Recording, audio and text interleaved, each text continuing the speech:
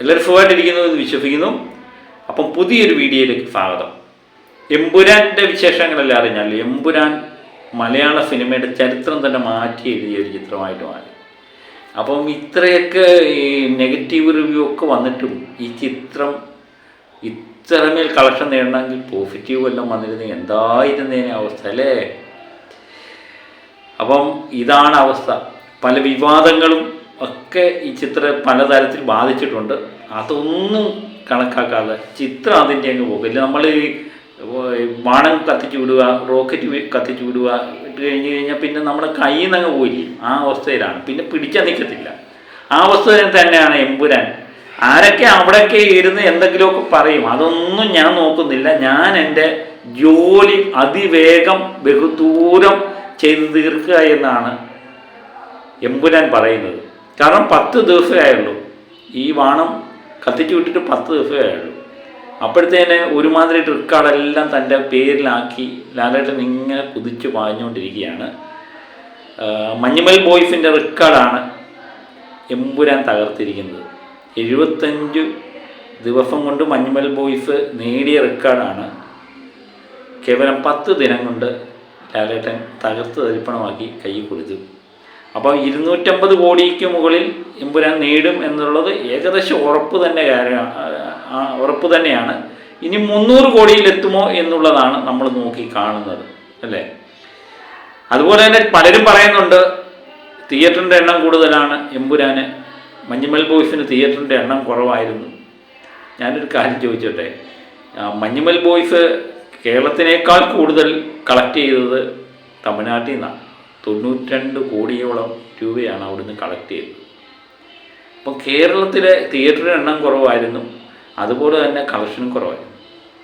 50 കോടിക്ക് അടുത്തങ്ങാണ്ട് മഞ്ഞുമൽ ബോയ്സ് കേരളത്തിൽ നിന്ന് കളക്ട് ചെയ്തു. പക്ഷേ ഈ തമിഴ്നാടിൻ്റെ എന്താ പറയുന്നത്, നമ്മുടെ ഗുണക്കേവൊക്കെ തമിഴ്നാട്ടിലായതുകൊണ്ട് അവിടുത്തെ ആൾക്കാരായിരുന്നു ഈ ചിത്രം ഏറ്റവും കൂടുതൽ കണ്ടതും ഇതിന് കോടികൾ കൊടുത്തതുമൊക്കെ. അങ്ങനെയാണ് മഞ്ഞുമൽ ബോയ്സ് ഇവിടുത്തെ ഏറ്റവും വലിയ റെക്കോർഡ് ഇടുന്നത്. അതൊന്നുമല്ല കേരളത്തിൻ്റെ എമ്പുരാൻ്റെ അവസ്ഥയെന്ന് പറഞ്ഞാൽ എല്ലാ പ്രദേശങ്ങളിലും ഒരുപോലെ കളക്ട് ചെയ്താണ് ഈ മുന്നോട്ട് നീങ്ങുന്നത്.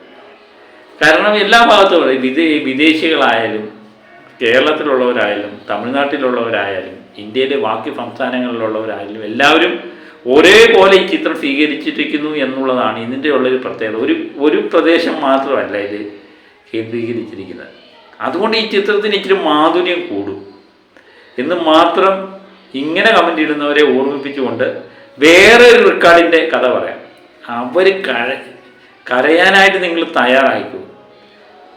കരഞ്ഞും നിങ്ങളുടെ കണ്ണീര് മൊത്തം പറ്റും ഈ ചിത്രത്തിൻ്റെ കളക്ഷൻ.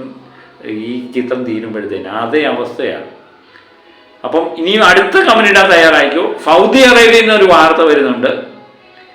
$1 മില്യൺ തികച്ച ഒരു മലയാള ചിത്രം എമ്പുരാനായി മാറിയിരിക്കുന്നു. ഏകദേശം 86,607 ടിക്കറ്റോളം 9 ദിവസം കൊണ്ട് വിറ്റു പോയി എന്നാണ് അറിയാൻ പറ്റുന്നത്. അവിടുത്തെ ഏറ്റവും വലിയ വിജയമായിട്ട് എമ്പുരാൻ മാറിയിരിക്കുന്നു എന്ന് സൗദി അറേബ്യയിൽ നിന്നുള്ള റിപ്പോർട്ട് വരുന്നു. ഇത് ഞാൻ പറയുന്നതല്ല, റിപ്പോർട്ടർ TV റിപ്പോർട്ട് ചെയ്തേക്കുന്ന കാര്യങ്ങളാണ്.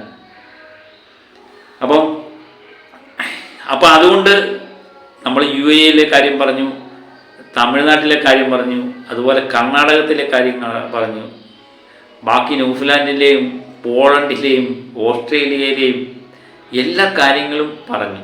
എന്നിട്ട് പോലും ഇവിടെയുള്ള ചില ആൾക്കാർക്ക് മതിയായിട്ടില്ല. എന്നാൽ പിടിച്ചു വന്ന സൗദി അറേബ്യ അല്ലേ? അപ്പോൾ സൗദി അറേബ്യയിലെ വിശേഷം ഇതാണ്. അപ്പോൾ എമ്പുരാനുമായിട്ട് ബന്ധപ്പെട്ട് ഇനിയും നമ്മൾ നോക്കിക്കാണുന്നത് മലയാളത്തിലെ ഒരു ചിത്രം ഏറ്റവും കൂടുതൽ കളക്ട് ചെയ്തേക്കുന്ന 89 കോടിയാണ്. അത് 2018. അതിനു മുമ്പ് നമ്മുടെ ലാലേട്ടൻ്റെ കയ്യിലെ പുലിമുരുകനായിരുന്നു 85 കോടി. അപ്പം കാലം കുറച്ച് കഴിഞ്ഞപ്പം കളക്ഷൻ്റെയൊക്കെ വർധനമുണ്ടായി. അതും പ്രകാരമാണ് 2018 ഏറ്റവും വലിയ ഇൻഡസ്ട്രി ഹിറ്റ് അടിക്കുന്നത്. 89 കോടി അടിച്ചിട്ടുണ്ട്. അത് മറികടക്കുക എന്നുള്ളതാണ് എമ്പുരാൻ അടുത്ത ലക്ഷ്യം വെച്ചിരിക്കുന്നത്. അപ്പം അതെത്ര ആയി എന്ന് പലരും ചോദിച്ചിട്ടുണ്ട്. ഇന്നലെ വരെ 73 73,70,00,000 രൂപയായി. അപ്പോൾ ഇന്നത്തെ കളക്ഷൻ എന്ന് പറയുന്നത്, അപ്പോൾ ഇന്നലെ ടിക്കറ്റ് വിട്ടുപോയത് 84,000 ചില്ലാണ് ടിക്കറ്റ്. 85,000-ഓളം ടിക്കറ്റ് ഇന്നലെ ബുക്ക് മൈ ഷോയിൽ നിന്ന് വിട്ടുപോയി. അപ്പോൾ അത് തന്നെ അത്ഭുതമാണ്. കാരണം ഒരു ചിത്രം ഇറങ്ങി 10ാമത്തെ ദിവസമൊക്കെ 85,000 ടിക്കറ്റൊക്കെ വിറ്റ് പോകാന്ന് പറഞ്ഞാൽ ഒരു റിലീഫ് പടത്തിന് ബാക്കിയുള്ള നടന്മാരുടെ എന്താ പറയുന്നത്, സൂപ്പർ ഹിറ്റ് എന്ന് പറയുന്ന പല ചിത്രങ്ങളും ഇത്രയും ടിക്കറ്റ് വിൽക്കുന്നില്ല എന്നുള്ളതാണ്.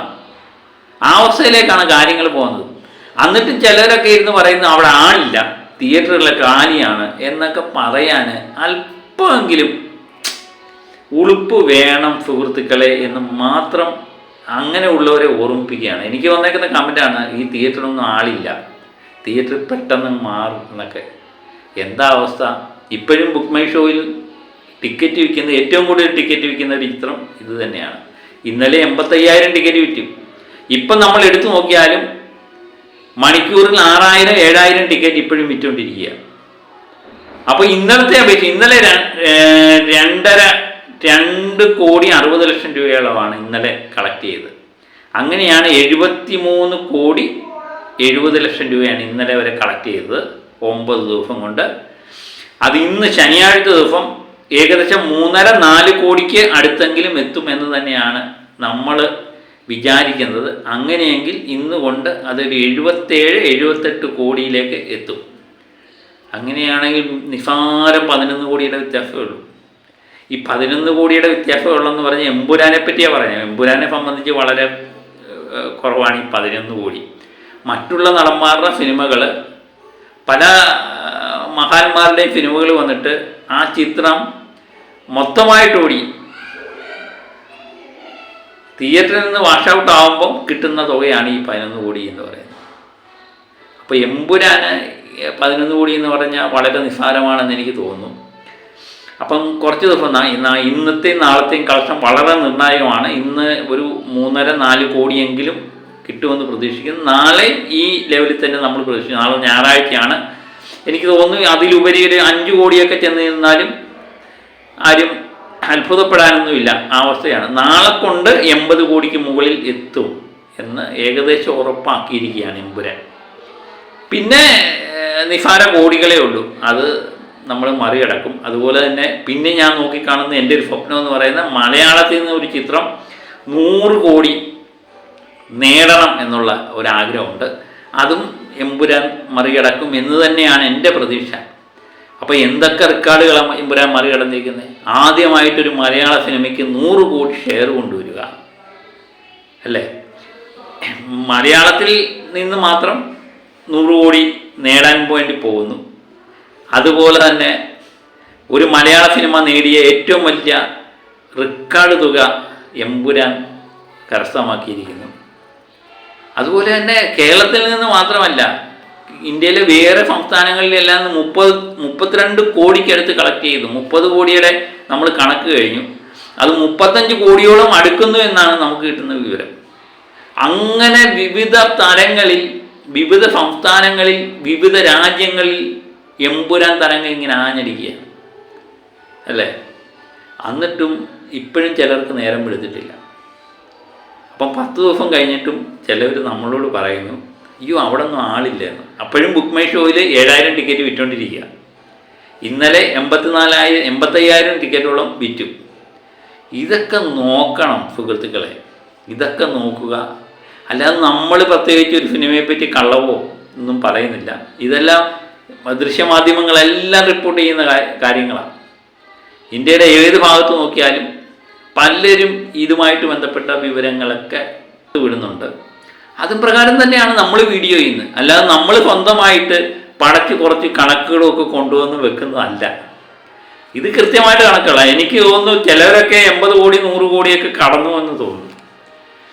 ചില ചാനലുകളൊക്കെ നമ്മൾ കണ്ടു കഴിയുമ്പോഴേ 300 കോടി കടന്നു, 350 കോടി കടന്നു എന്നൊക്കെ ചിലർ പറയും. നമ്മൾ അതുപോലെ പറയാൻ ആഗ്രഹിക്കുന്നില്ല. നമ്മൾ പറയുന്ന കാര്യം കൃത്യമായിരിക്കണം. അത് നാളെ ആരെങ്കിലും നമ്മുടെ ചാനലിൽ വന്നത് മൊത്തം തള്ളാണെന്ന് പറയേണ്ട ഒരു ഗതികേട് വരരുത്. എന്നിട്ട് തന്നെ തള്ളാണെന്ന് പറയുന്നു, സത്യം പറഞ്ഞിട്ട് തന്നെ തള്ളാണെന്ന് പറയുന്നു. ഇനിയും കള്ളം കൂടെ പറഞ്ഞാൽ എന്തായിരിക്കും അവസ്ഥ അല്ലേ? അപ്പം ഒരാഴ്ച കൊണ്ട് നമ്മുടെ മലയാളത്തിലെ ഏറ്റവും വലിയ കളക്ഷൻ നേടിയ ചിത്രമായിട്ടും, മലയാളത്തിലല്ല കേരളത്തിൽ നിന്ന് ഏറ്റവും കൂടുതൽ കളക്ഷൻ നേടിയ ചിത്രമായിട്ട് എമ്പുരാൻ മാറും എന്നുള്ള വിശ്വാസത്തിൽ തന്നെയാണ് നമ്മൾ. ആ വിശ്വാസം വിജയിക്കത്തില്ലേ? അപ്പം നിങ്ങൾ എന്ത് പറയുന്നു? കമൻ്റായിട്ട് എഴുതുക. അപ്പം മറ്റൊരു വീഡിയോയുമായി വീണ്ടും ഞാനെത്താം. Okay, by.